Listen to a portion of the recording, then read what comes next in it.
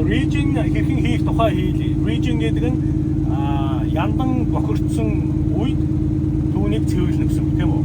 За энэ дээр Regen require гэдэг бичиг ассан байна. Regen require. Ихийн тулд Regen require яахын тулд трак асааж байгаа. Энэ дээр 5 секунд дарна. 5-аас 7 секунд дарна тийм үү? Тэгэнгүүт Regen өөрөө хийгдээд RPM 5-6-аас дээшээ 10-аас 13 хүртэл өөрөө өсдөг. RPM өөрөө өсдөг. Одоо энэ Regen нэгээд эхэлсэн байна.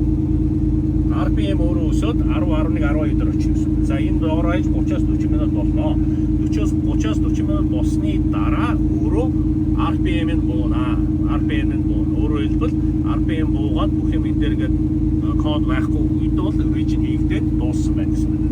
Regen хийгдэхдээ яндангийн хажууд ямар нэгэн ойрхон машин юм тавьж болохгүй. Яагаад гэвэл тэндээс маш халуун агаар гардаг учраас ойрхон машин юм уу нэг тракны хажууд шүү Regen хийж болохгүй шүү. Тэгвэл яндангийн хажууд яндангаас маш халуун агаар гардаг шүү манай